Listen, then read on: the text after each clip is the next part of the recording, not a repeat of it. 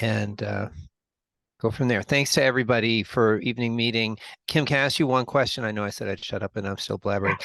What do you anticipate? What do you anticipate for times for these guys, just for their budgeting time? How much? I didn't fill it up in terms of content for the whole amount. I wanted to leave plenty of time for us to have some question, discussion, kind of hear where people were at with their projects so we can sort of hone in on those areas. All right. I'm gonna butt out then. Schedule. Okay, I'm gonna butt out. I just figured that they might not be comfortable asking you that, but I'll bet everybody's, at least on some level is one, just wanted to know how their evening was gonna go. So, okay, I will stop and I will mute and turn off my camera and listen. And thanks again, Kim. You can introduce yourself, but I think everybody knows you, maybe except for Sharon because she looked at the recording. But okay, I'm done. All good. Thank you all very much. Yeah, just in case you had forgotten from the last time, I'm a master black belt with the health system side group CITC, which stands for Center for Innovation and Transformational Change. I teach green belt, I teach black belt, I teach yellow belt. I work with a lot of teams on some of the carrier process improvement opportunities across the system as well. So if there's anything we don't get to in class today, I'm more than happy to follow up on any questions that might be pertaining to your projects or other opportunities. The tools that we present in general, and I believe this is true of all the curriculum I've seen that Mitch has shared with me as well, even if I don't teach it, is also really useful as a standalone. And that is very true of the things that we're working on today. So I hope we can talk a little bit today about opportunities you guys see to introduce some of these concepts, some of the tools that we'll talk about, and some of the approaches into your day-to-day activity, as well as your improvement projects that you may be working on too. So that's me prior. I've been in healthcare for about the last 10 years. Prior to that, I was the vice president leading the program at Fidelity Investments. I was 11 years at GE prior to that, and I've also worked at Comcast. But that was all before healthcare, and now that I'm here, I don't want to go back. Anyway, if we could go around, don't so much need to introduce yourself as far as your name, since we did get together before, but if you want to talk a little bit about your project, just in terms of sort of where you are, and maybe one thing that's worked well so far and one thing that's been challenging so far, whether you've been able to work through that challenge or not. And then I can kind of hone some of today's discussion to really make sure I'm focused on the areas that should be most useful for you guys and where your projects are. Anybody like to go first with an update? Yeah, I can start. So my project again was improving guideline recommendations for aspirin statin, high intensity statin therapy in patients with peripheral vascular disease. Right now, we've implemented our countermeasures, which we're meeting with the attendings, residents, and support staff and APPs to discuss the project and have a discussion around what we thought we could do to improve. I presented them the data, and we had a pretty lively discussion. It was something that was actually top of mind because they recently met with a group of PCPs who had talked about a very similar thing. So it was top of mind. It was a good discussion. We settled on a smart phrase that we wanted to implement in Epic, and that was sent out in an email to the staff, and I posted these flyers, not flyers, but posters in the charting area of the clinic for them to reference. So that was done midway through March, and we're looking to collect like 2 months of data. So I haven't gone back to start looking at notes to see if it's been implemented. So I don't know how well it's worked so far, but that's where we're at. Great, thank you. Challenges? Any challenges that you ran into so far? Sounds like you've had some successes to have made that much progress. Yeah, I think some of the challenges initially were trying to like get not necessarily get people on board for the project, but just to get their attention, because they're very busy. It's hard to implement something like this unless you are able to really get their attention. But since then, I've found that once we are able to actually have a discussion, it's been pretty fruitful. So that was both a hindrance at the beginning and then kind of became an asset. Great, thank you. That's a common one, that's for sure. We can talk a little bit more about that during this session as well. Great, who'd like to go next?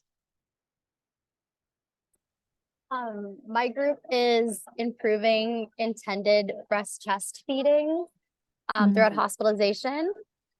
I remember that one. So much like Chris's project, we have implemented our intervention, which was to develop a script that nurses can ask upon admission about what the birthing person's intended feeding preference was throughout hospitalization. And so that kind of just helps us accurately gather the data and instill sort of a care plan for the remaining time they have in the hospital. And so marketing that and, defining what this script entails and just making sure that we make it known that this is a choice that mothers have, but just to make sure that if this is what they want to do, that we are just kind of reinforcing the support so that they actually are able to attain this goal. I would say one of the biggest challenges about this project is that I don't clinically work there. And I feel like I wish I did, because it's been very hard to get all of our stakeholders together and kind of in a uniform, situational awareness about our project. So for example, I'm working with educators that are in labor and delivery as well as postpartum, and then a couple of providers that are interested in the project. And just sort of getting them all on the same page has been quite a challenge, but something that we're pushing for. But I definitely see this project going beyond, ITQC, and I would love to work on it further. But for now, just kind of getting this initial intervention in place has been challenging, just given the time frame. But nonetheless, it's been a really interesting experience and fun. I love your use of the word marketing. One of a CEO who was kind of my mentor one time said, every job is selling. No matter what your job is, even if you don't have sales anywhere in your title, every job is selling. And I think some of the improvements you guys are talking about are good examples of those. And even if it's not just external patients, but internal staff, sometimes we have to think about our communication plans as marketing. How are we going to get in front of them? How are we going to use terminology that they'll really grab onto and stuff? So I love that you're thinking about it that way. That's great. Thank you. Sharon, you want to go next?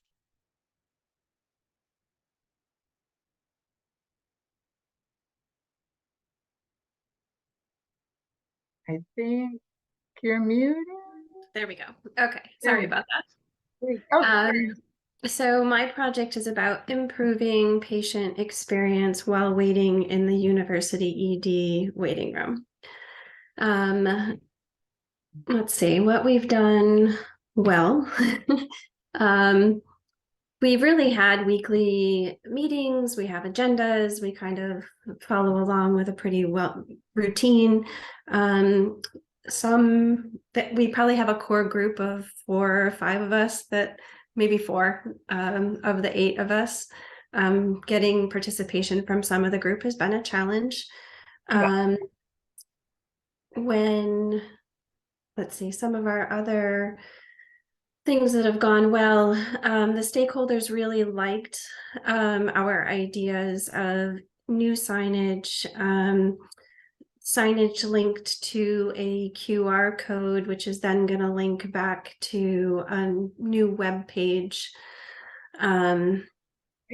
However, because we have different stakeholders in different areas, because it's patient experience, it's the emergency room.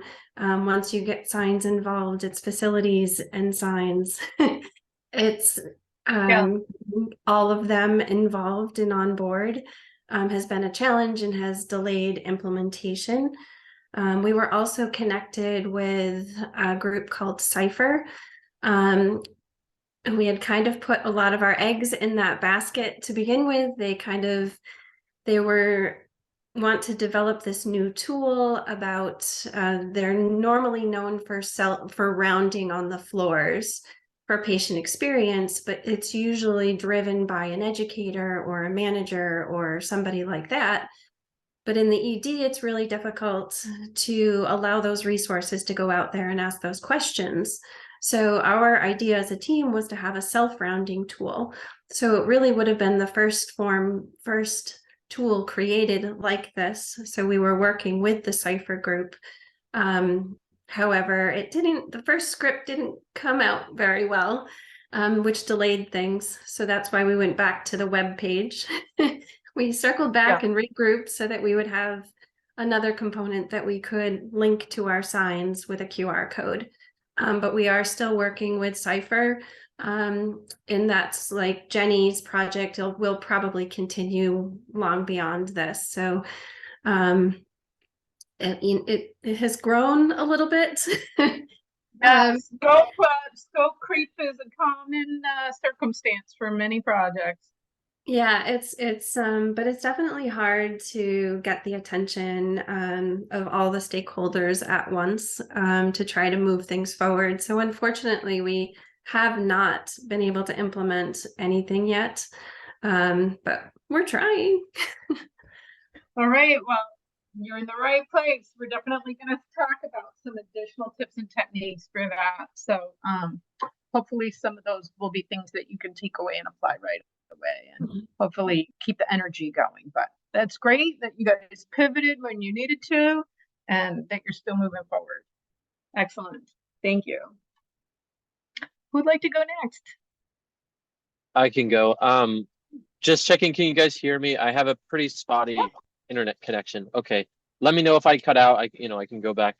Okay, I'm forgetting exactly where we cut off last time, but I think we were, we definitely talked about data, the data challenges that my group we undertook, and we did, we came out on the other side, which was great. So we pivoted to having a focus on education on when patients are discharged with PCN tubes, are they receiving the appropriate fact sheets? And is that included in the right place, which would be in the after visit summary? And let's see. So we have definitely we've spent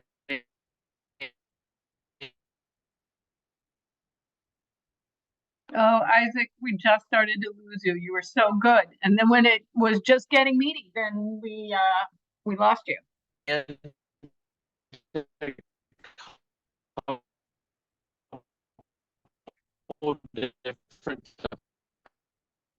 We might need to come back to you, Isaac. We're only getting a few words. So that challenge, being urology. Oh, yeah, sorry again, spotty internet. Yeah.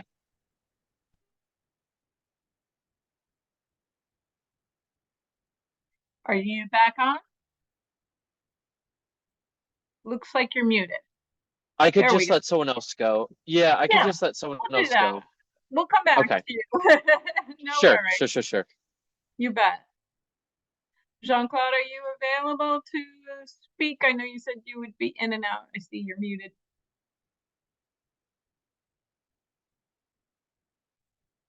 You may be having some connectivity issues as well. Well, we'll come back to those. Let's get started. And maybe after our short break in between, we can come back. So again, we're here to talk about countermeasures. So since some of you have already undertaken your interventions, might be a little bit of review here, but I'm gonna that's part of the reason why I check in with you guys, and I will move pretty quickly through these some of the first slides, but please don't hesitate to stop me or share some of your additional experience that might be pertinent to some of these topics, or ask any questions or share any observations that you might have. But just to kind of ground everybody, hopefully as you moved through the first sections of your project and you were looking at current conditions and digging into root cause, hopefully you were able to prioritize those. And that prioritization is really informing your solution. I should probably put the little S in parentheses on solutions as well, because many of you will implement more than one thing. And so that's very common, that we have many root causes. A lot of the effort is going into prioritizing those. And then sometimes, depending on difficulty and other aspects of timing or when you can get the right players involved, you may end up needing, that should inform the sequencing, which it sounds like many of you guys are already thinking about. I was very happy to hear that regardless of whether it was small scale or a larger scale, that folks were already starting to implement. And for those who haven't yet, or for anybody who may be coming back to some additional solution opportunities and implementing more than one thing, I can't encourage you enough, especially on higher risk or higher resource solutions, to start small. And some of you have already learned some things from your initial implementation, but that learning is really what we want to understand. We do see a lot of teams that move pretty quickly through the plan. Over here, they plan, and then they do, and then it kind of starts to fade out on study and act, and there's just planning and doing. So don't forget about study and act. And when we talk about that study phase, I really like to think of it in two ways. One would be a formal one, and some of you referenced that when you were talking about your project progress, around where you are collecting data, probably having a meeting or a discussion of some kind in order to review that data and more formally gather feedback and assess the success, say that 3 times fast, of the intervention. However, I would encourage everyone across the board to also do some, what I call informal study phase. Meaning, and I would do that as soon as possible, actually, and not wait for that formal meeting. And that could be a check-in, really in 2 dimensions. From a data perspective, you might just want to look at a few and just make sure that whatever is being documented or recorded or measured is coming in the way you expected. I cannot tell you the number of times where, you know, teams went forward, implemented an improvement, and then they went back to go get the data or go look at the documentation supporting it. And for whatever reason, the message didn't get fully through, or people kind of forgot a little bit over time, and the data or the documentation wasn't recorded in the way that they expected it to be. Not necessarily wrong, but it sometimes could be different. In some cases, I had a team put together a manual data collection to assess the first phase of the solution, and some people were tracking it at 24-hour clock, and they were kind of tracking at different points in time and not all doing it consistently. You want to catch those kinds of things early and correct them to get everybody back on the same page. So even if you're scheduling a review session for that formal part of your study phase, that may be 2 weeks, 3 weeks, 4 weeks out from your implementation, check in with the group, see what's going on, and not just from a data or documentation perspective, but how are people feeling about the change? Are they enthusiastic? Is it maybe a little bit of a struggle to break their habits of how they were doing it before? Do they have ideas about how it could be further improved? So that human element of their ability to change their behavior, how they feel about using a different process is also really important for your overall sustainability. Mitch, did you want to jump in on that? I was trying to raise my hand and then I clapped instead, but I'm clapping because I think it's a great and important point. And I intended to raise my hand because I was just going to emphasize, I love how you describe that. I was going to emphasize for this particular group of, I'm going to say learners, because they're learning lean and they're learning the A3 and they're learning, their professional roles as well, their trainees, that getting through that PDSA cycle, even if it's like not maybe like the perfect PDSA cycle, it's the learning of seeing the whole thing turn. As you know, Kim, we have them on this is different from a lot of the work that you all do. They're on a really tight schedule for this. It's kind of like a quality scholars model, but even tighter, because they have to be done. So like we'll push them, even though the D and the S may not look like, all buffed up and shiny, to just like have the experience of it maybe not being optimal, but feeling, coming around and saying, okay, what are we going to try next? That's all I wanted to say. No, and if I could find the clapping icon, I would clap for that, because I love being on that tighter time frame. And again, what can you get out there next Tuesday? And that's why I really emphasize. And by all means, if you want to have a formal meeting, like a couple days in, 4 days in, 1 week in, all good. People just need a little bit more time to accumulate enough data to be able to do that more formalized assessment. But get out there, look and see what you've got, even if it's only a few data points, but talk to the folks about that behavior impact. I cannot tell you how many years I was just like, well, you know what? If they've got everything they need and they're doing the right stuff, that's what matters. But if you want real good sustainability, you've really got to be in touch with the level of acceptance on a personal level. And it has nothing to do with the quality of your solution. You could have the best solution ever. Behavior change and habit change is just hard. Like, I made a New Year's resolution around drinking more water, and I am still struggling.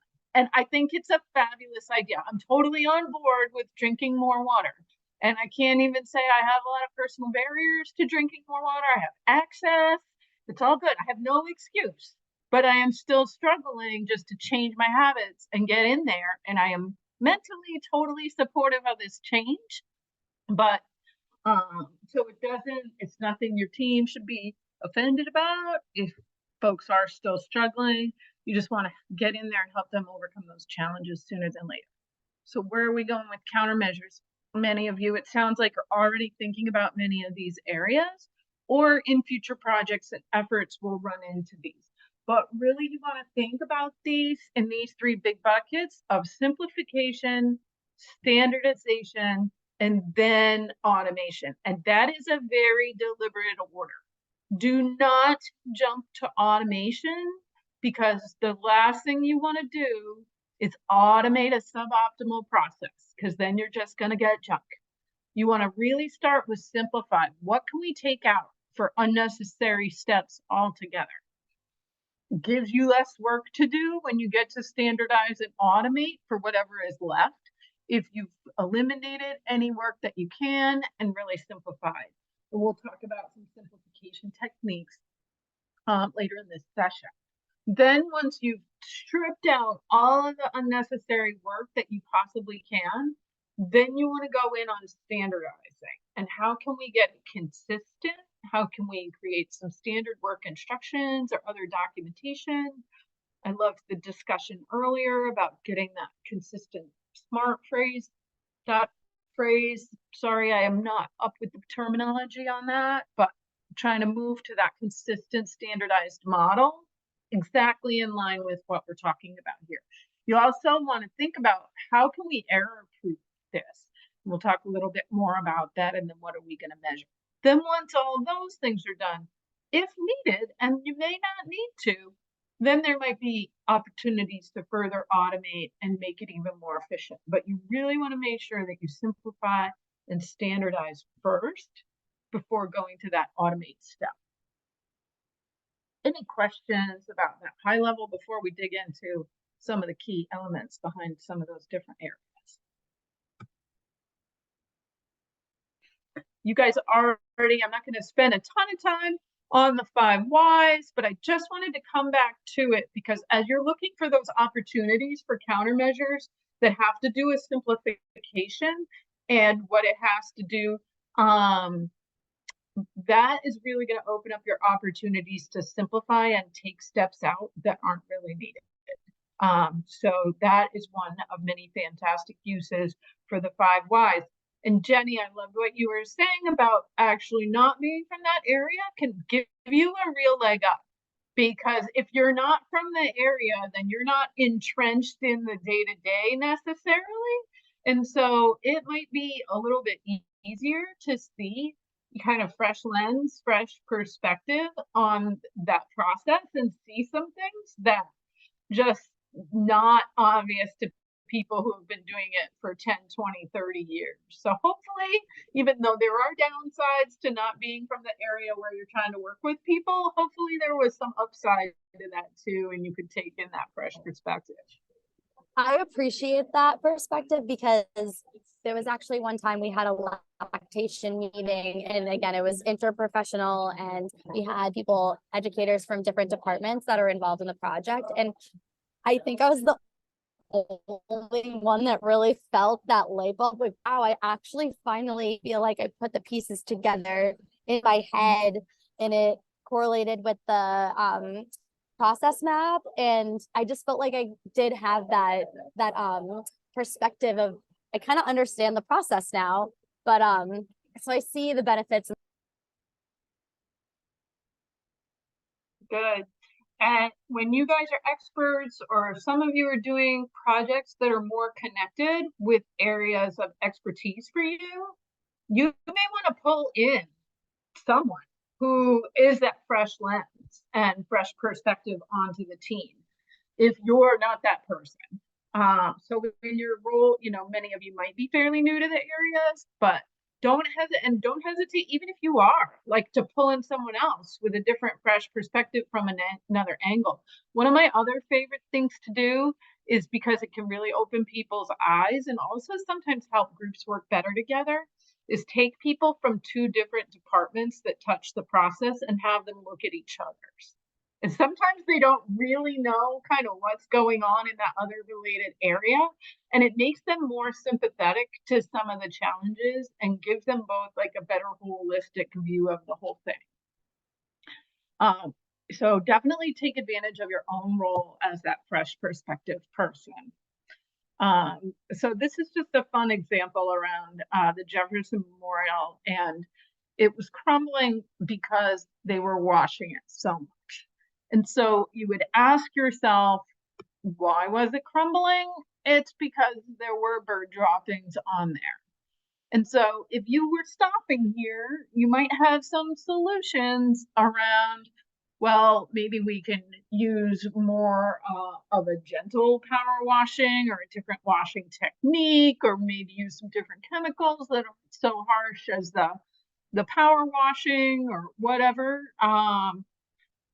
That may come in, but you don't want to stop there. You want to continue. Why are there so much why are there so many birds around there? And it is because there is an abundant food supply. You've got all these spiders there. Now, if you were to stop here and be like, okay, we've had a lot of discussion now, so we're going to solution around the spiders, and we're going to get some pest control in there, and that will take care of the spiders, and you could do all kinds of things around that, but you actually really want to keep going. And the spiders were attracted to the midges, which again, you could have some pest control type of solution or something like that, potentially expensive. But what actually ended up being revealed when they dug in further and went to that fifth why was it was because of the lights. So they actually were able to move the lights further away from the memorial, as well as change the lighting type and lighting hours, and for much less effort and expense, and not on actually reduced ongoing expense because they weren't lighting it for the entire night. They turned off the lights for part of the time more often.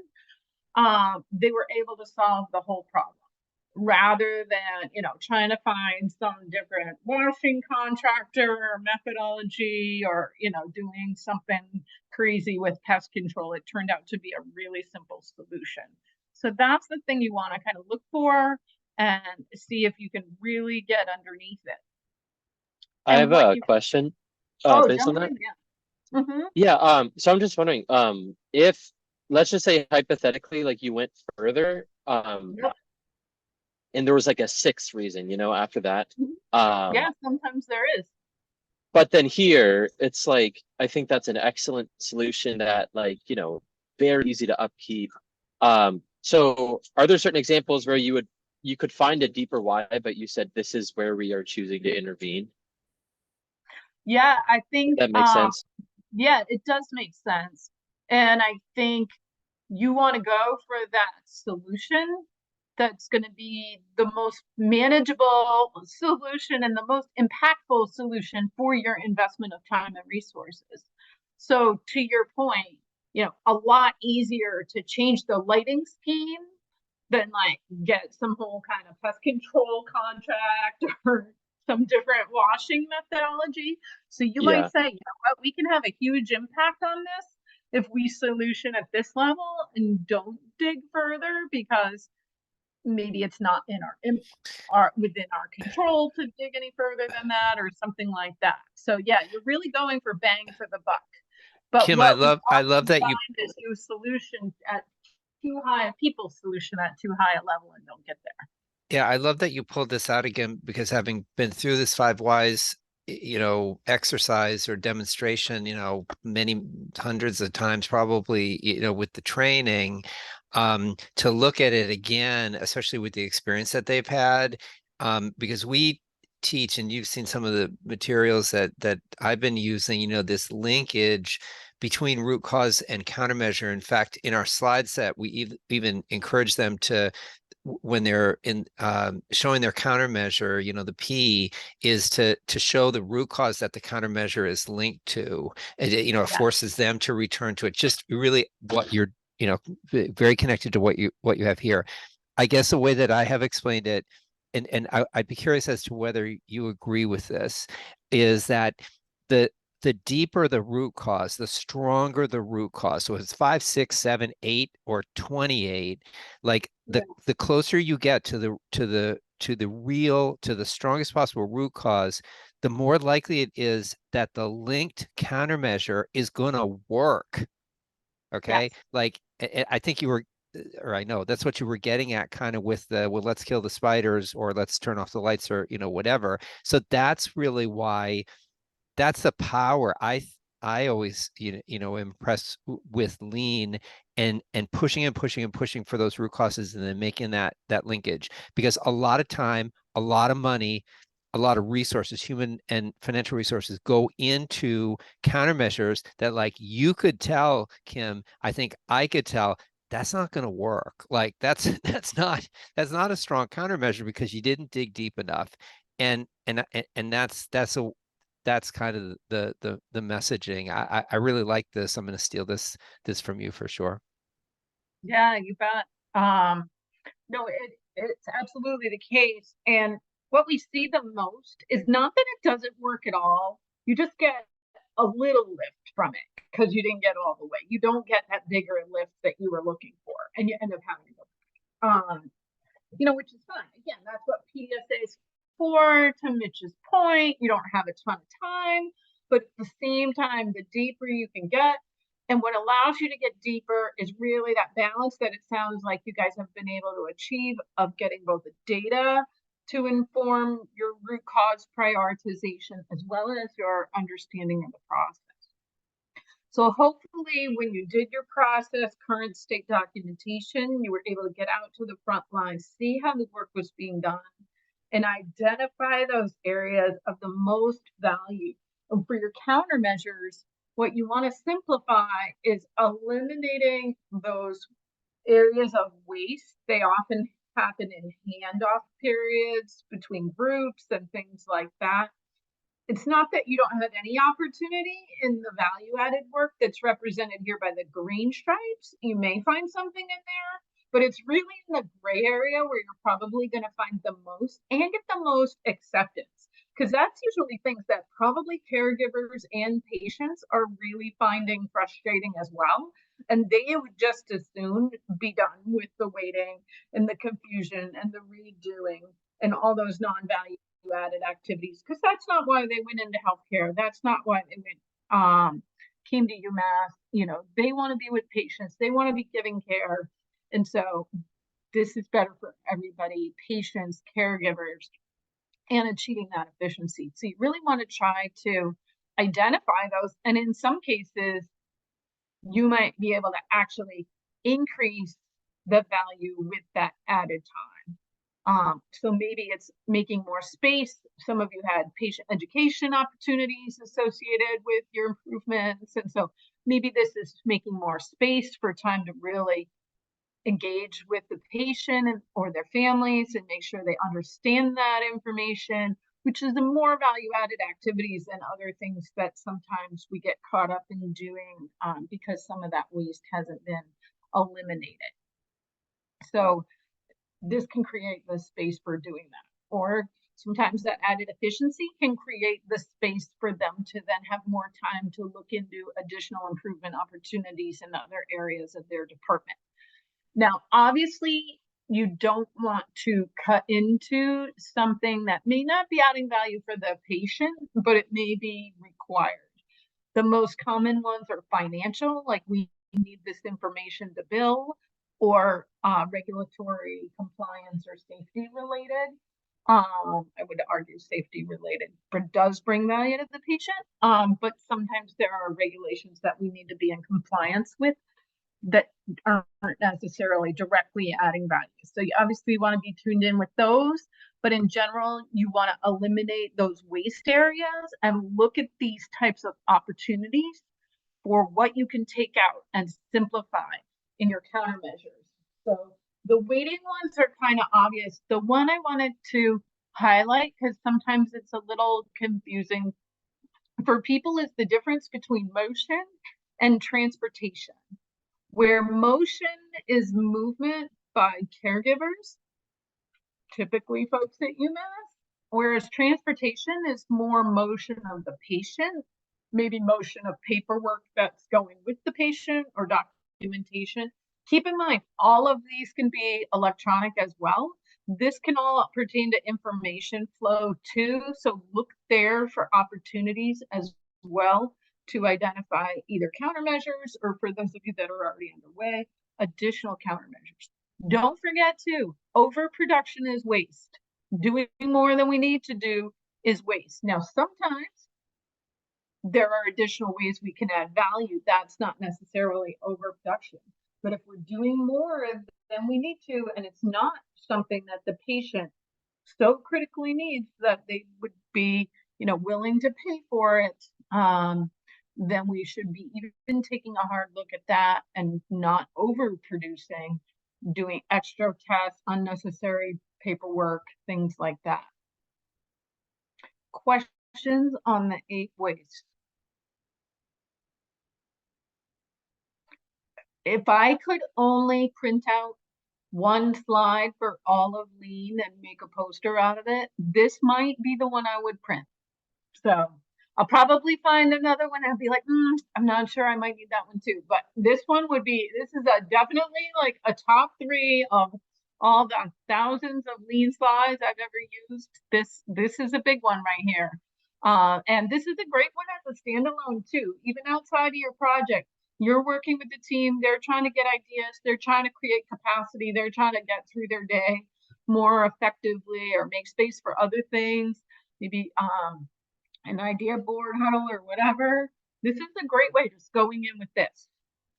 Sometimes it's helpful to actually draw like what's going on with the patient or this can also apply to a caregiver where you can actually go in and draw it. And that is a big opportunity. I worked with an ambulatory clinic that got huge efficiency gains from working with the Epic team to like remap their printers in a more efficient way.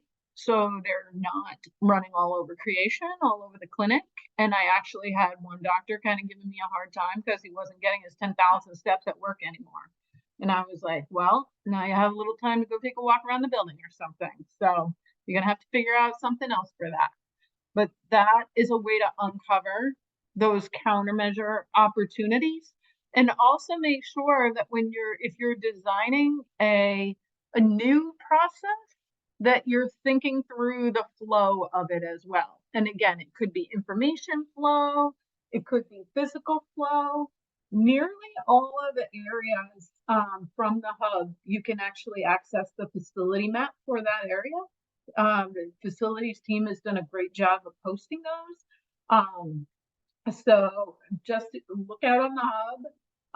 And many of these are already in place and you can just draw on it when you're observing, and that could uncover for many of you some big opportunities. So if you've identified those wastes, you've done your 5 whys. I don't know how you fit 5 whys into that little box. Sorry for that, but you get the idea. Then you can work with the team on how you can reduce it, as you're talking through it. And we just happen to pick these first 3 wastes, but it really could be any of them. So I think Mitch already mentioned you guys are really making sure your countermeasures are tying back to those root cause.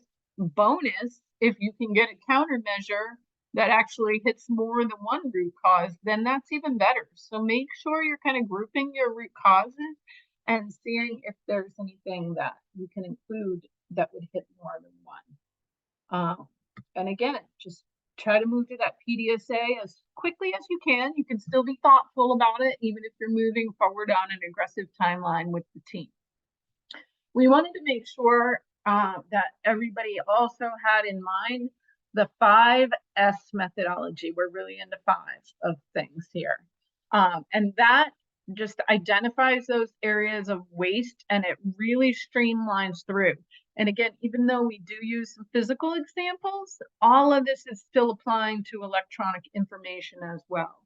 So you want to look for opportunities to sort, make sure that you're storing things in an ordered way, making sure that that you're looking to shine it, meaning that you're really keeping it clean, keeping it organized, taking a standard approach to that, and you've got methodologies in place to sustain that. So we get into a little bit more detail, and I'll make sure you guys all have access to these slides as well. And again, these are fantastic just as a standalone for improving the efficiency of an area or a process, even if you're not doing a full-on A3. So taking out the things you don't need. And many of you do this at home, or maybe you do this with your electronic file. You could even do this with a form or a flow sheet on Epic, where you're taking out the fields you don't need and making it much more streamlined and easy to do. Putting things within reach, where they can be eye level, or things that are most important on a flow sheet or a form or right at the top, versus the things that might not be used by all patients or by all caregivers. How can you really keep it neat, keep it standard, having that standard work in place, and then having a methodology for ensuring that this is maintained over time. So when you go in at first and you sort or separate things out, you want to designate a quarantine area and then take out everything that isn't needed. And if you can, by all means, dispose of it right on the spot. Again, think of this electronically as well. Maybe there's some things you need to review or with somebody else. It's not within the purview of the people that are involved in the initial cleaning effort. That's what we call red tagging, where you might need a review before you eliminate something, or assistance with disposal if it's physically a large item or it's got maybe hazardous material associated with it. That's what that's for. But get it out of there, get it out of the way. Then you want to organize and set things in order. Where are things at a central location? We have one of the chiefs of one of the departments really looking at information made available to faculty. And what do they need all the time? And they're accessing it regularly versus what are they accessing, like once a year? And how does that inform how they store it and how they make it available to people, and what's available to people when they're offline and not on the UMass network versus what do they need to be network connected for, and can they make some more things accessible? You want to eliminate the access, not have everyone like storing a bunch of stuff locally, either physically or electronically. Then just cleaning, really making sure that everything is being appropriately maintained. And that has the added benefit of then making it easier to see that something is out of order, that something is missing. Sometimes some teams actually do their equipment trays for surgery, for example, and literally have shadow spots of items where for wherever the scissors go, there's like a shape of scissors, so you could see instantly if it wasn't there. Versus just having them be in a different place in a different order every time. And some people have found that for certain types of surgical procedures that is a real gain for them to be able to achieve that. Things are labeled, and again, there's a process for making sure it doesn't go out of control again. And then how do you sustain that every day by, reviewing, having checklists, making sure that there's a shared responsibility for doing that work and developing those habits, and celebrating what teams have been able to work through. So here's an example, stuff kind of all over the place. High up shelves, how does that work for 90% of caregivers who are nowhere near that tall? Keeping them at eye level, having them be sorted and organized, preferably labeled clearly, moving things out of the workspace that aren't necessary. Going from this over on the left to drawers with sliders, hanging things up on the wall or just getting rid of them. I was actually in an effort like this, and they had some ungodly number of items that we would never use that many, especially not all at one time. And they had 30, 40 of things that we ended up keeping like 5 or 6 of. It was crazy. But again, this isn't only physical. This can absolutely be electronic as well. And then just thinking through, how do we structure things in a way where things, if there's an order to how things go into the carts, then put them in that order on the shelf and don't have people running all over creation. So they took the cart fill process and had everything placed in order so that someone could just move more quickly through it. Now that's all fine and good as far as solutions. And again, this can apply to forms, this can apply to other electronic information. Even thinking, for example, about the AVS, like we give patients a lot of information on the AVS. Could we apply some of these principles to the AVS as well? So that the information that the patient most needs is right at the top, and it's set up in such a structured way that it's easier for the patient to find what they're looking for. Questions, observations from your own experience with this? I need to 5S my garage as soon as it gets a little warmer out. Practice what I preach. I want to hit, though, again, I cannot emphasize enough that all improvements are behavior changes, and behavior changes are really about habit change. And there's a great book on habits by Mike Duhigg. I might be mispronouncing his last name. I think it's spelled Duhigg. If anyone's interested, I can send you a link to the book. Excellent book on habit change. Applies personally, applies professionally, but I have boiled it down for you right here. And that is, in order to change a habit for yourself or others, at least one of the following three things has to change. It has to be, you have to change the cue or the trigger for how people know to do something differently. Sometimes you might change the actual action, or it may be that the reward or incentive, and oftentimes this is not a material or monetary reward, but intrinsically, what's their motivation for doing that? And very rarely do we actually change all three. You might change all three, but don't just think in terms of what action you're looking for, but think in terms of that trigger and how people are going to know to do it. So a number of you have had some improvements, where it sounds like you are kind of thinking through those triggers. And so, when the maternity patient presents and they're exploring the feeding options, what are the triggers to make sure that that's happening? So, or the cues, as it's shown here.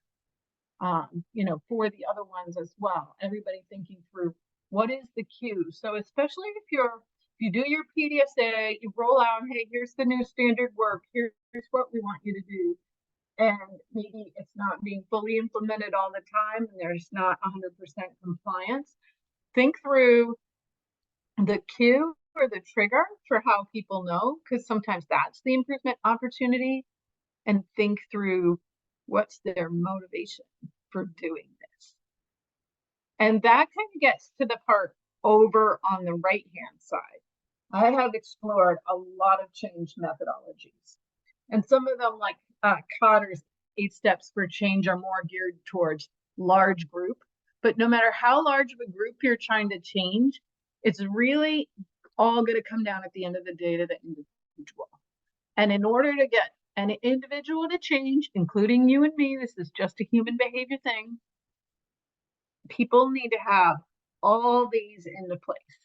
So hopefully when you were doing your current conditions and your work over on the left-hand side of the A3, hopefully you were starting to achieve this increase in awareness and this increase in desire to change. This is called the ADKAR model, by the way, originally published by a company called Prosky. Then as you're transitioning, and many of you talked about some key elements around this, the K and the A are what really carry you through the transition, where you're improving people's knowledge around the improvement opportunities and their ability to do that, which is really taking new action.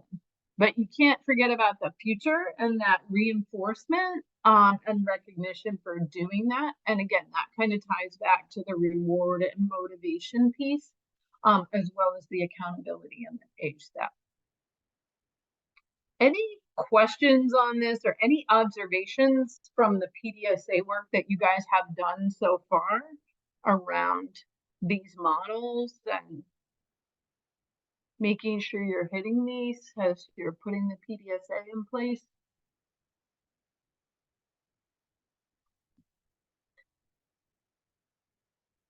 Easy, hard?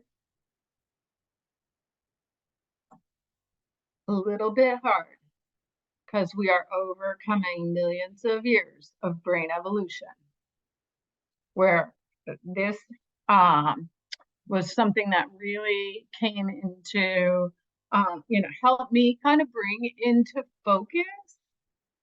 Again, this is not specific to anyone. This is true of everybody. And subconsciously, again, even if we're on board with a change at a high level, whenever we have something new or whenever we're even considering a behavior change or a habit change, this is sort of something that on a very subconscious primordial level, like everybody is going through this thought process. And is doing this new thing going to impact my survival or reproduction? Hopefully no changes that we're considering are even going to fall in this category, and we can skip by that one. However, sometimes when we change people's workflow, change their standard work, their typical procedures and practices, that may impact their power and position. And I'm not talking about their roles in the org chart.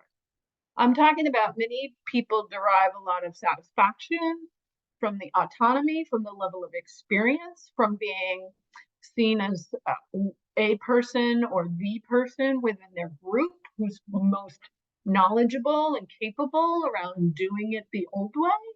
So you really need to consider that and how you can help bring them along and help get them to that comfort level with the new change, and making sure that they're not feeling like this does impact any formal or more likely informal power and comfort that they have with the way of doing things before. The other things our brains automatically do is go through a thought process, and we have all done this, maybe not even consciously all the time. Can I ignore this because I'm just getting bombarded with stuff all the time? And if they can ignore it, they will. And if it's complicated, they're more likely to ignore it. And is it worth the trouble of changing a habit? Because as we talked about, habit change is hard, even if you're on board with it. So notice drinking water here, really trying to get into it now. It's all this discussion about habits, but you want to make sure that you really got that case made, and you might need to work with the leader of the group that's managing them on an ongoing basis, if that's not you, which it probably isn't. And how can we make sure that people are really clear that it is worth the trouble of changing their habits? So just a face into this reality. Hopefully the countermeasure that you're implementing is not as many or often threatening to people per se, sort of on these top things, but regularly folks will just kind of be like, okay, I'm just gonna nod, and I guess I'll do this if I have to, but if I don't have to, not gonna do it. So don't be offended by that. Just embrace this reality and make sure you're ready for it. Any questions, observations, feedback, experience with this personally or in trying to implement change with others?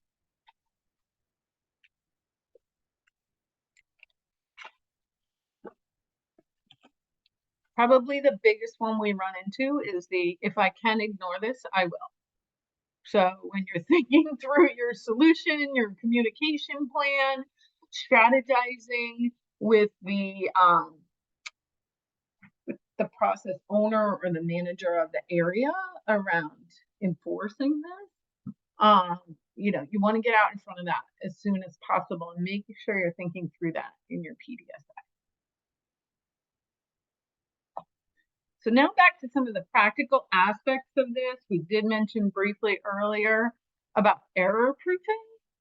And what we really would like to get to wherever possible is those level 1 error proofing ideas where we can implement things where you just can't do it the wrong way anymore. Those are grand, and that way people can't ignore it if they wanted to, and they really got to do it the new way. So we give a few examples here, both from healthcare, like the gas outlets and medical errand, things like that, you know, as well as there's a ton that we just run into in our day-to-day, like how the diesel fueled nozzle theoretically won't fit into your car, although I did have a friend who apparently like tried to jam it in there and still ended up getting diesel fuel into his non-diesel car. But most people don't really go to that level of effort to work around the error proofing process. Now, if you can't fully prevent stuff from happening, then you can get into detection. And there was an example here where the medications looked very similar. So at least they tried to make the bottles very, very different. So it was visually easier to pick it apart. But for your solutions. Really work with the team to think through how can we error-proof this further. And maybe that's not in your first PDF thing cycle. Maybe you can fit it in there. Maybe you wait till it's already been in place a little bit, and then you see what the team can come up with for error-proofing. So lots of examples of that. And we give you some step-by-step checklists here on how to go through the process of error-proofing. And it's really all about, get your standard work in place, dig into why something differed from the standard. So we talked about the 5 whys before in terms of coming up with root cause, but don't forget, you can use the 5 whys in your PDSA to dig into why did this not work the way we expected? Well, why was that? Well, why was that? So those 5 whys are absolutely coming back into play in the countermeasures section. And kind of, this is where that PDSA, let's circle back around again and give it another go. See if we can get our error proofing really solid. So the chance of them doing it the wrong way is minimal as possible. And then see if someone invite people to break it and work around it and come up, with workarounds to really make sure that you're error proofing as robust as possible. And just a few hints, or we talk about the device, but that again, it could even be electronic and informational and not necessarily just physical, but even things like color coding, bar coding, what's protected, dedicated tools or equipment. Security permissions can be used for error proofing, as well as a variety of other things. So some are preventative, some are more after the fact, but they still might catch an issue before it touches the patient or before it gets too far along in the process. Questions on error proofing?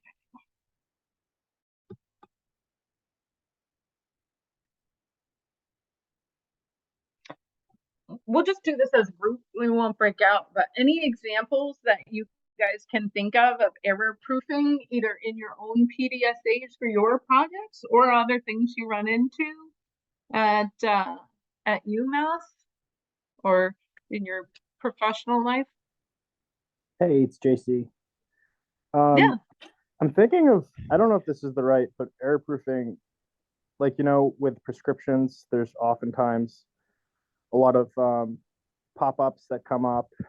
Yeah. And sometimes it's very helpful, but other times it's just, you end up getting into a little bit of a clicking fatigue. Yeah.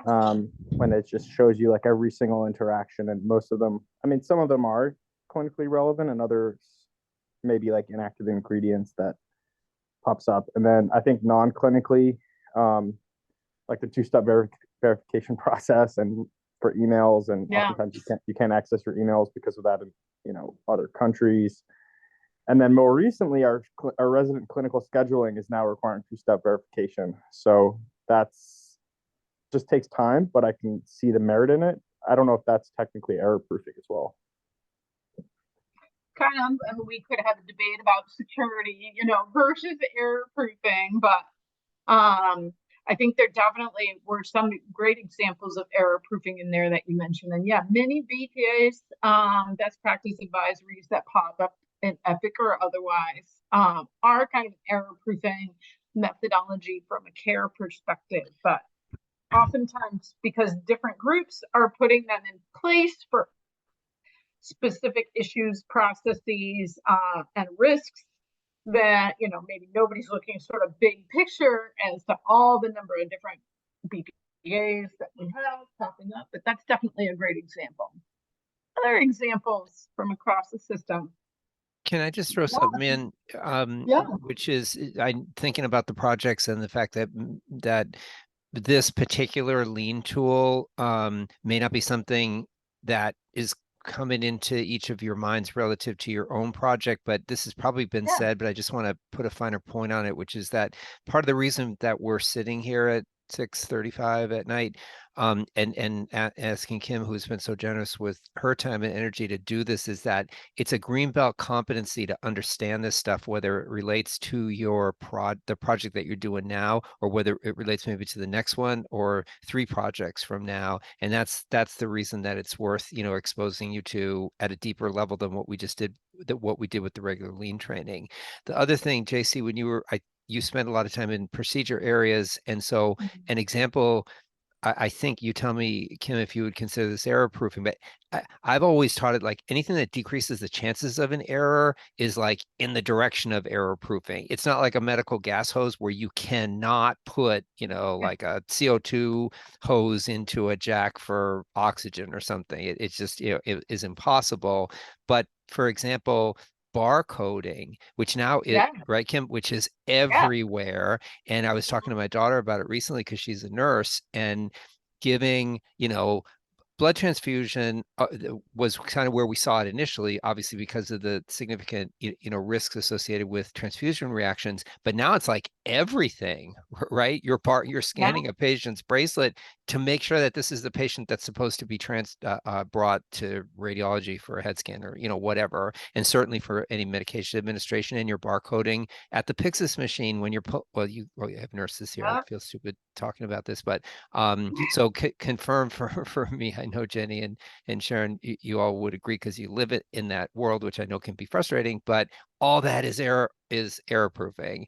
Absolutely. And the technology I just think is amazing, related to that. So anyway, I'll shut up now. I have a simpler example. We use the check sheets for our code carts, our trauma room, making sure that all of the supplies are where they're supposed to be and when needed. No, that's fantastic. That's another great example as well, for sure. Any others that you guys can think of? I think they started like with Sharpies at surgeries, like marking with a Sharpie, like this is the leg that we're amputating, or having the surgeon actually sign it with a Sharpie and just to make sure that it's being checked. And there's just so many examples. And to Mitch's point, it may not be something that's a huge piece of your current project, but this is another fantastic standalone. And you may see these opportunities and can still work within the system, either to create or up the level. Like, think about when you're going across train tracks. Like, they might have a sign. That's very minimal intervention. They might have flashing lights. That's a little better.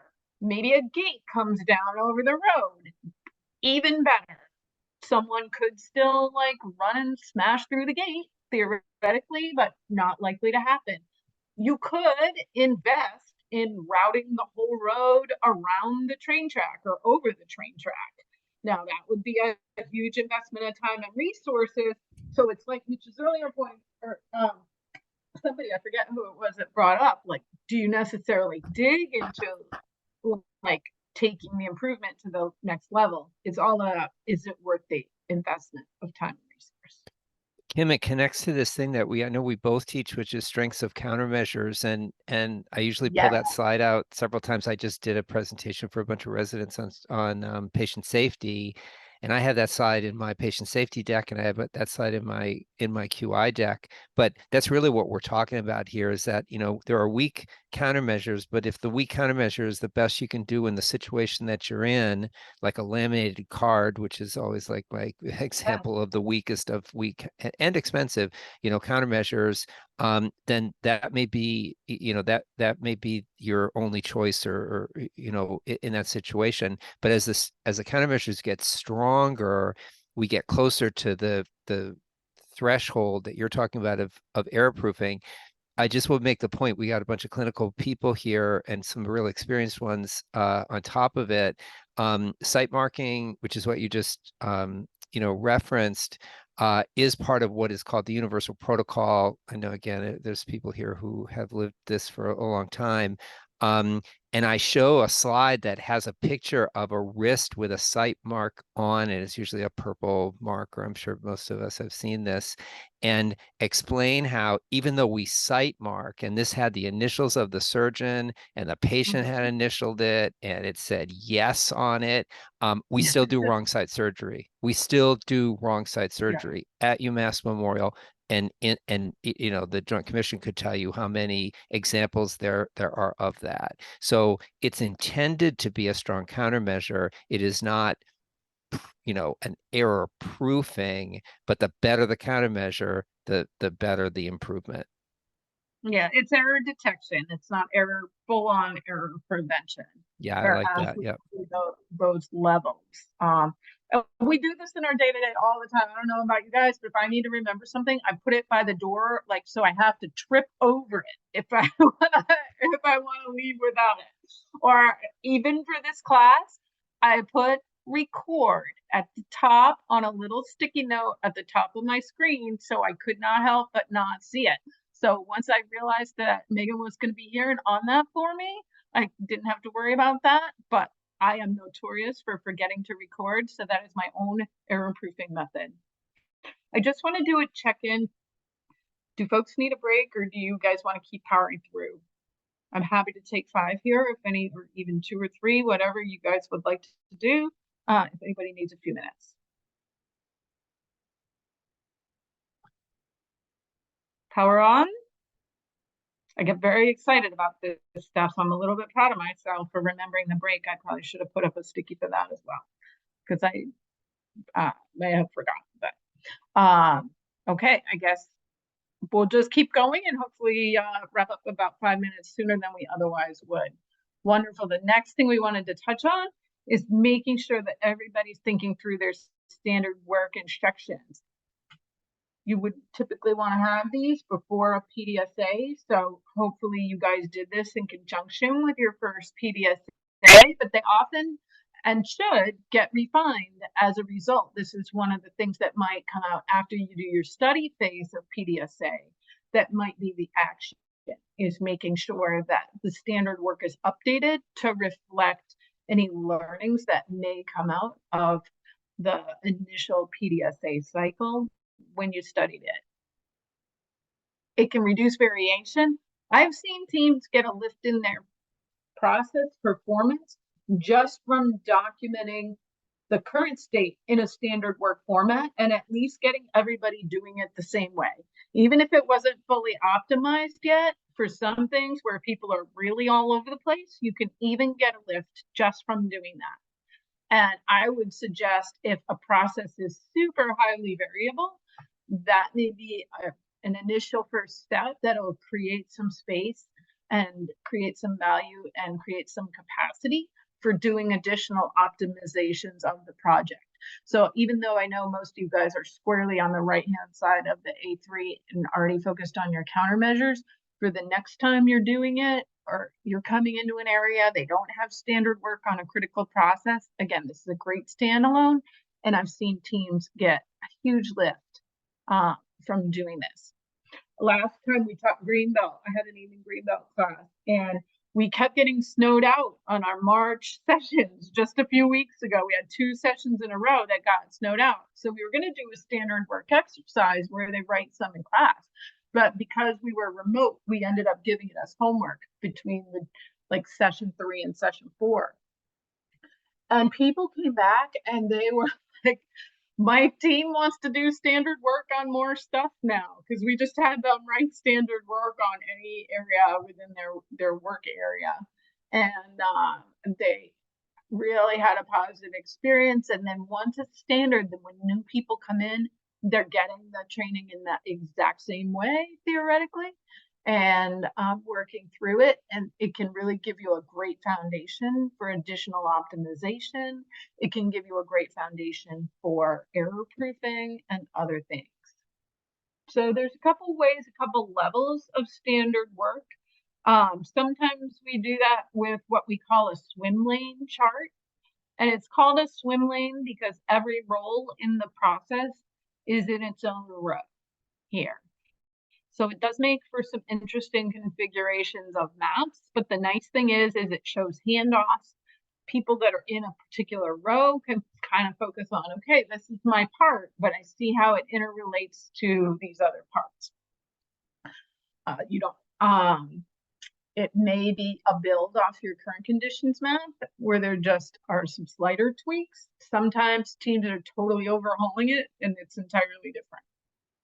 But whatever it is, and it doesn't have to be in the swim lane format. The most important thing is that you're documenting the new process. And we give you, I won't read these all to you individually. Again, I'll make sure I send these slides over to Mitch and the team and they can forward them out to everybody. Some people do their maps with a whole bunch of different symbols and stuff. I am not that person. I'm a big fan of it's a rectangle or it's a diamond if it's a decision. If you want to get fancy and use other shapes, by all means, rock on. Some people like to use different shapes for documentation in Epic or things like that, but I'm kind of a rectangle diamond girl myself. So, and the main thing is, give it a try, test it out, giving it to the people that do the work and stepping through it with them and having them work it and make sure that it's really reflective. Another form of standard work is a more detailed work instruction. And this can come in many forms. Sometimes it's just a written list of steps because it is at a higher level of detail. One thing to consider is there value in pictures? These could also be screenshots if it has to do with where people are entering things. And another element of standard work that is useful for some teams that you may want to consider is the reason for doing that step. People may think they know, but this can be really helpful, especially if it's a process being done by a team where there's a high turnover rate and they may be doing a lot of new hire training. There may be value in the reason for why you would do that. But in many examples, there's value in incorporating pictures and visuals into that. And one thing that we really encourage you to do is almost treat that standard work like its own little mini PDSA. So work with the team. Often the team can actually, it's a great task to delegate to other members of the team to do an initial draft of the standard work, but make sure everybody has an opportunity to look at it, to test it, to weigh in, clarifying things, try to avoid abbreviations as here we are with the SWI, but at least we do say what that is. And there's no one right or wrong level of detail. It really depends on the process and how it's going to be utilized. And then making sure that it's tested, it's validated, and it's located near where the work is actually performed. I know Mitch mentioned the laminated cards, which makes sense for some types of things. And considering, is it available electronically? Is there any value in having it be physically available? And making sure that that's clear. Sometimes there needs to be accompanying instructions to patients as well as instructions for internal caregivers. But that is definitely an opportunity.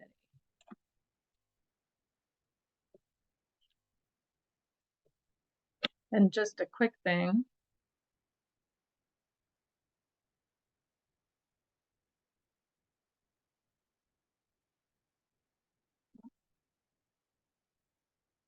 All right. I don't.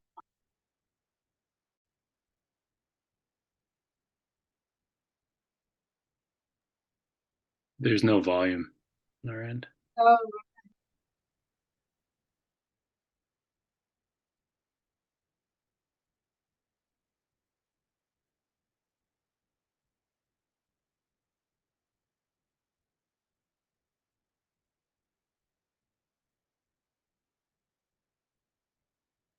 you guys weren't getting volume on that? Okay. I'll have to send that out separately. Kind of fun. You can use it with your teams when you guys are getting ready to do standard work. But I definitely would make sure that you consider standard work. And again, some teams have even seen a lift on it from the current conditions, and making sure that at least the team is doing things in a standard way, and making sure then that when it does get time to do the implementation of the countermeasures, that all of those are going to be effective and executed in a standard way for moving forward. Can you guys see the regular slides again? No.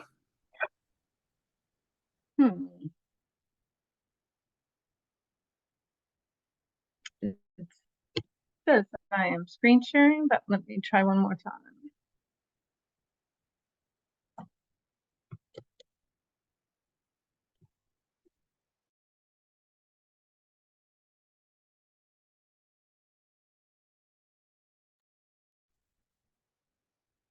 Kim, I'm sure you do this all the time, but if I've had this happen, just like turn off the screen sharing and then screen share again. Is that what you did? And it still doesn't take? Ooh, now she's frozen. That's not a good sign.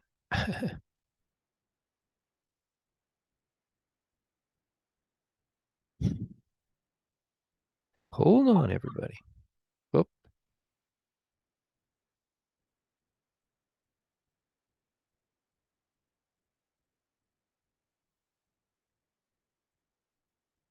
You back, Kim? We lost you for a second. You're Good muted, one. but you're screen Good. sharing. Okay. Are you guys able to see the screen now? It sounded like you guys could see. Yeah, we Document can hear you and and see the screen. distribute. Okay, great. So we talked about most of these, whether it's a policy update, a procedure update, it may be a checklist. It sounds like you guys are already thinking along those lines in many cases. And then making sure you're really distributing that solution and really thinking through, how is this going to be updated? You want it to be a living, breathing document. You want it to be accessible to new hires when they come in. You want the team to really be able to continue to PDSA and optimize it even after you're no longer doing an ITQC project on it, that they can take and own it and run with it. So who owns the masters? Where are they located? Making sure that they're accessible at the time when people are actually doing the work. Are they going to get reviewed on a regular basis? How do you make sure that they get incorporated into new hire training? So don't just think through the documentation, but think through the distribution aspects of that documentation. And that may evolve as you go through your PDSA cycles. And maybe initially it's a pretty small audience if it's a small scale PDSA. And then you're thinking through that strategy for a broader distribution after the fact. Any comments or experiences with standard work, documentation, updates from the PDSAs that you guys have done so far and the countermeasures that you've implemented?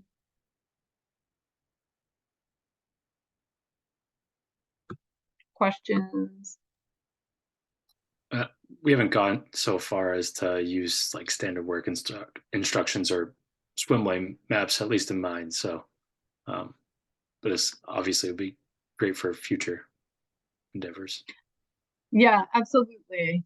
And again, this can apply even if you're not doing an improvement in an area, just to get everybody on the same page with doing it the same way. And once you have tested out your solution and you're ready to, put it into place, there's very few processes, if they're important enough to do a project on, that don't warrant some level of standard work. It could be pretty straightforward. And it doesn't have to be a complex document, but you want to definitely think through those as an opportunity. Now, when we were talking about root cause, we do talk about the impact and frequency matrix. And some of you may have used this if you had a whole bunch of root causes to prioritize and organize those. Because when you start doing the 5 whys and things start branching out, you can end up with a lot of root causes because many root causes symptoms kind of branch out into more than one root cause. You know, think about hand washing, for example. There's a ton of root causes that branch out.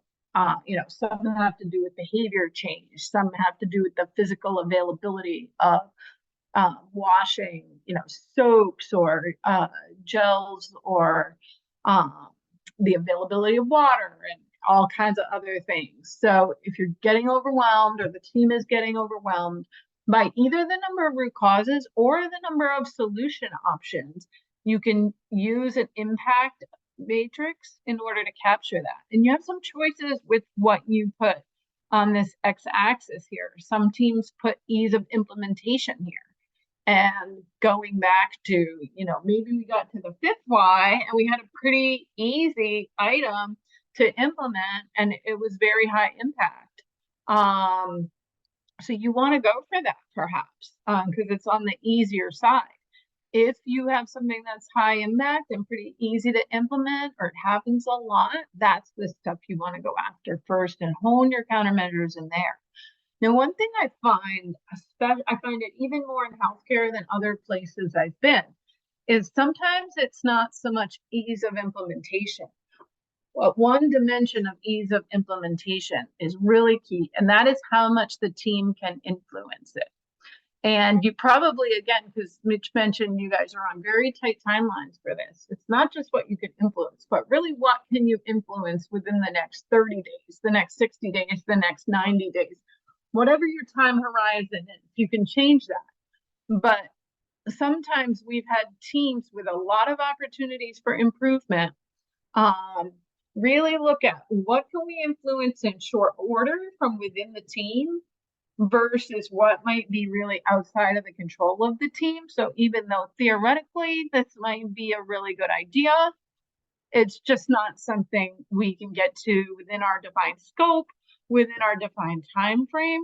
And a lot of teams I've worked with have found this to be really useful. So we had a team that was looking at opportunities for improving their medication rooms as an example. And they used this because they had a lot of ideas, but it was things that the team was really struggling to influence. This was a really accelerated effort. And it was something the team was struggling to be able to implement every idea that was put forward of all the different possible ways they could improve the medication room.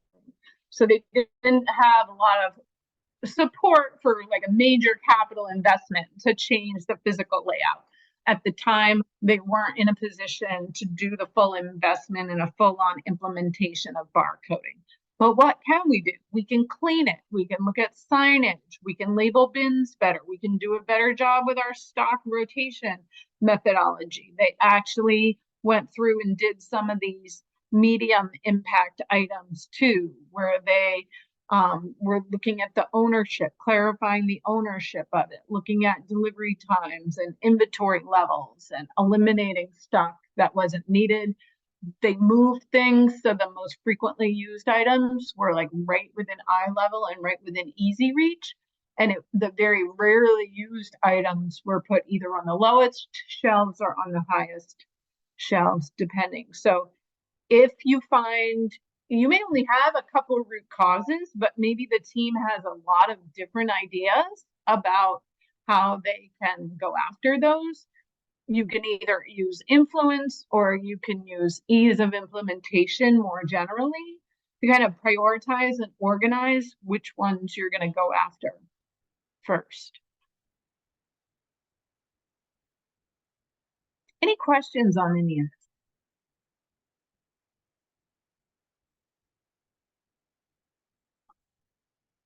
Okay, so it sounds like you guys are already well on the way of implementing your PDSA. You really want to make sure and put those standard works in place after your first one, if not before, because that really backstops it from rolling backwards.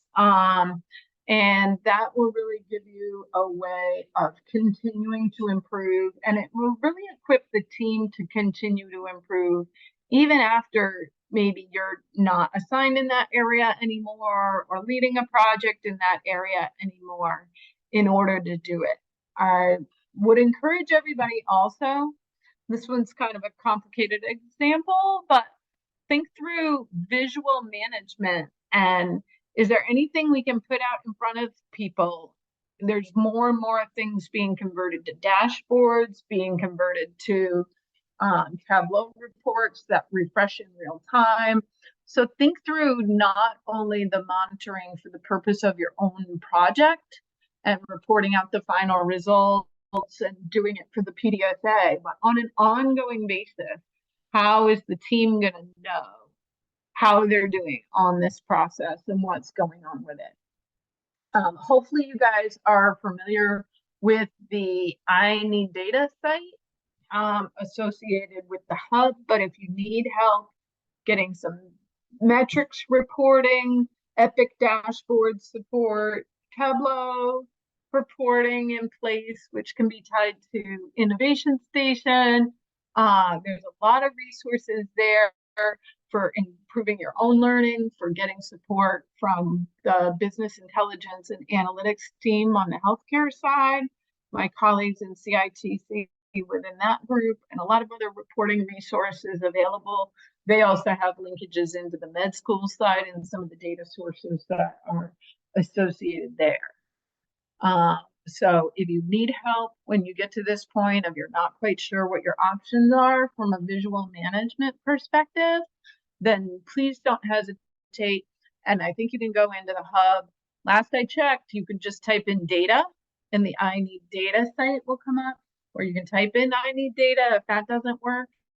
And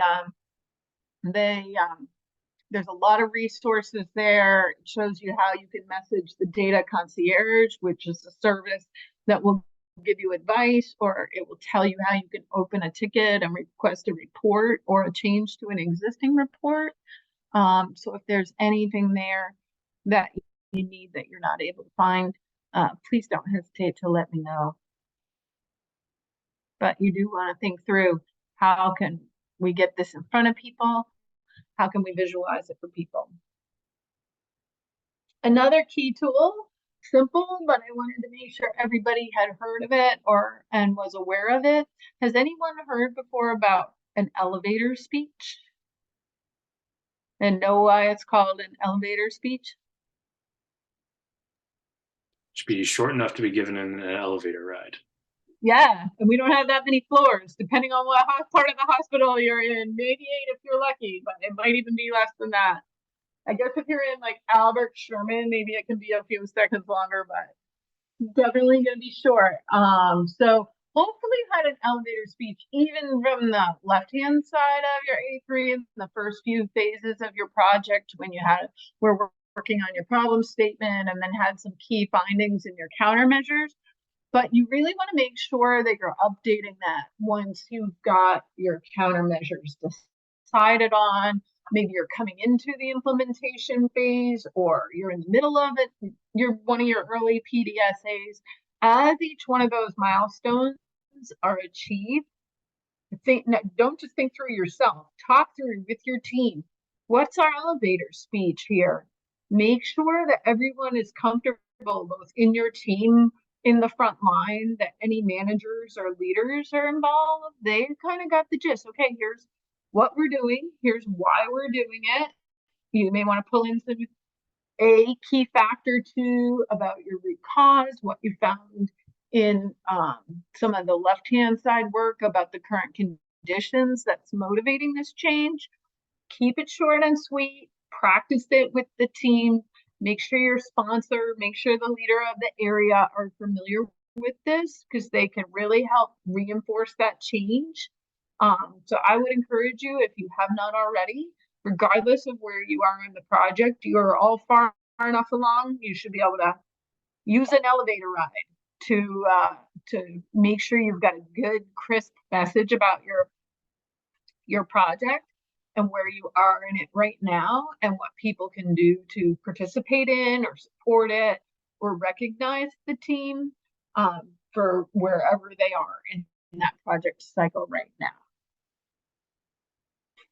Any questions on the elevator speech? It's actually harder than it sounds to get it that short and have it really crisply hone in on the things that are most important.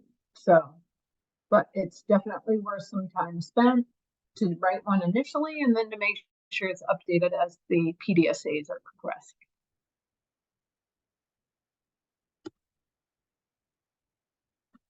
So again, just to recap, you really want to use the 5 whys, getting out to the front lines to really get underneath those true root causes, engage your subject matter experts to really get underneath and identify those solutions. And again, it may be more than one. Even though most of you are already underway with your PDSA, you may end up needing to add to it to really hit the goal. But you want to make sure you're prioritizing and keeping the team focused as well, even if you do end up implementing more than one thing. Don't forget change management. You can't over communicate. You can't take it personally if people are not compliant or on board. You just need to really talk with them, engage with them, figure out what their challenges are, incorporate their feedback, not just the quantitative feedback, but that qualitative feedback about how people are feeling about the change, and really strategize with them on how it can be better, what would make it easier to work it into their day-to-day job and habits. Don't forget cue, action, and reward is really that habit loop that you're going to need to impact if you really want that change to be successful and sustained. And then make sure you're collaborating with the process owner ongoing if it's not you, which in many cases it won't be, and make sure that it gets measured and managed on an ongoing basis. So that is the content I had for you tonight, but definitely wanted to make sure we left some time for questions, observations. I just threw in the appendix some tips and tricks on how to create a spaghetti diagram if you want to do that for your area, but definitely wanted to make sure you guys, as you're working through countermeasures, and then how can you error proof the countermeasures, think big, get creative, engage the front lines in solutioning, and then helping to refine those solutions when you're studying and acting on your plan and do. Any questions or lessons learned from PDSA so far that you guys didn't get to share when we were introing?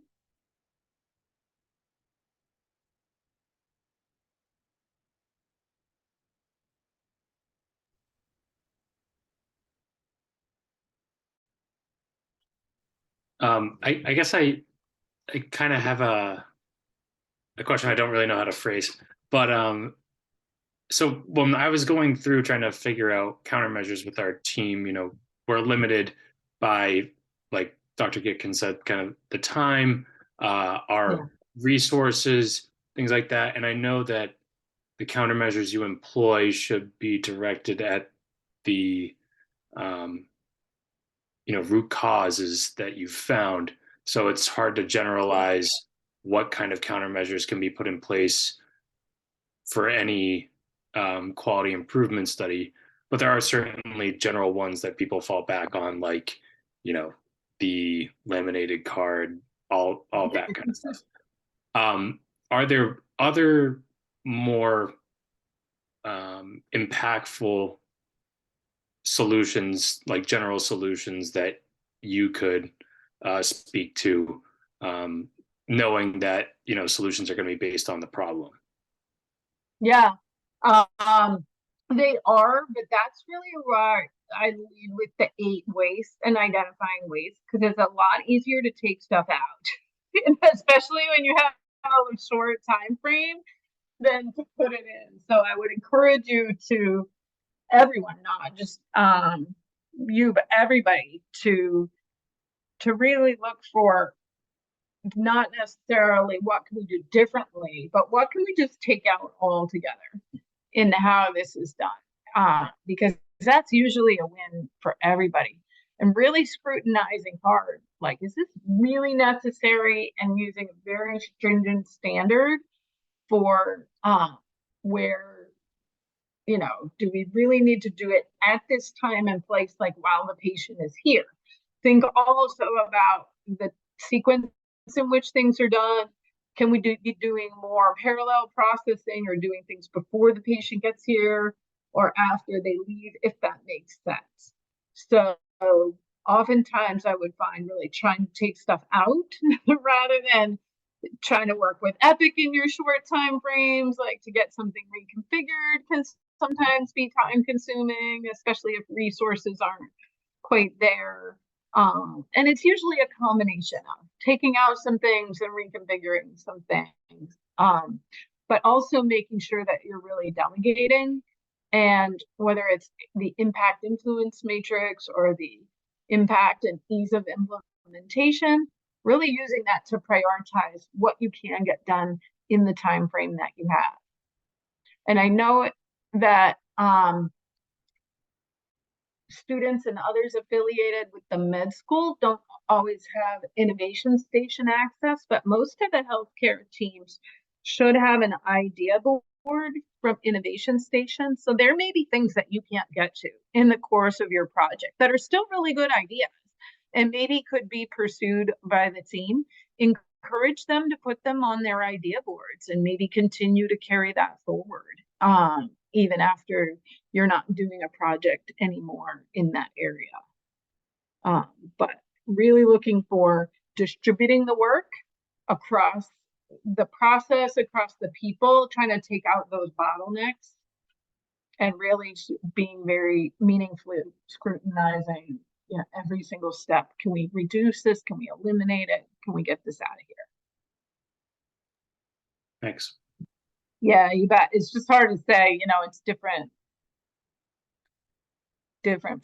for everything.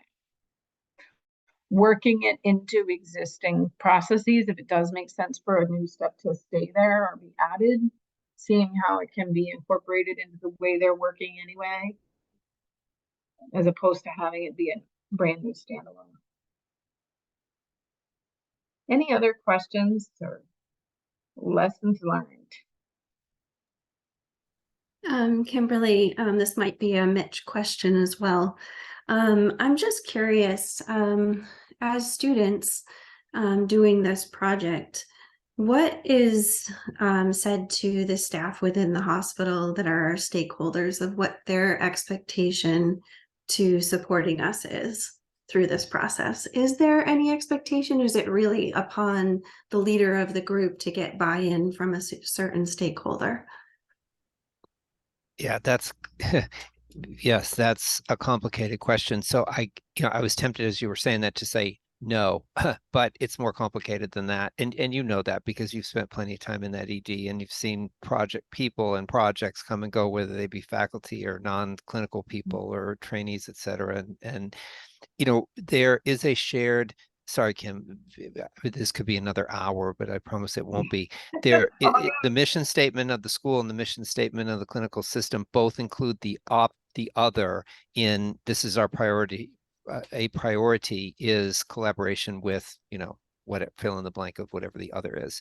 Operationalizing that, and especially when it comes to using or expecting the use of resources is like a whole nother thing. So that's why when it's probably come up with some of you all, when we have an ITQC project that looks like it's going in the direction of being like hinging on some big clinical side IT support, I'm always like, you know, be really careful with that, because that, especially during the worst of COVID, it was like, there's just no way that we're going to get the kind of buy-in that would be optimal, you know, to support that. So like we can push to a point to say this is the medical school and these are our trainees and this is an experience that they're having relative to developing skills and quality improvement. But then we will bump into the clinical system and the realities. I mean, you got a foot in both, right? We will run into the clinical system and the realities of its limited resources. And I think in sometimes, and I can say this, I work for both as well, and I've worked in leadership on the clinical side, attitude a little bit like, well, we're so busy with like all this stuff that, really, we're not here to necessarily to support trainees, but really in a way that they are. I don't know if that's an answer, but we always push as hard as we can until there's so much resistance or so much time is being wasted, right, Kim? There's another waste trying to make something happen that just ain't going to happen. And then maybe we reimagine it. Yeah, and some of the things, oh, go ahead. No, go ahead, please. I was just gonna say, some of the things is that you can do is have that close connection with your sponsor and the leadership of the area as the project unfolds can kind of help front run this. Like we're foreseeing, that, maybe you even before you fully finalize the left-hand side and you're still prioritizing the root causes, but you're starting to see some things kind of bubble up to the top and hey, it may require this type of solution.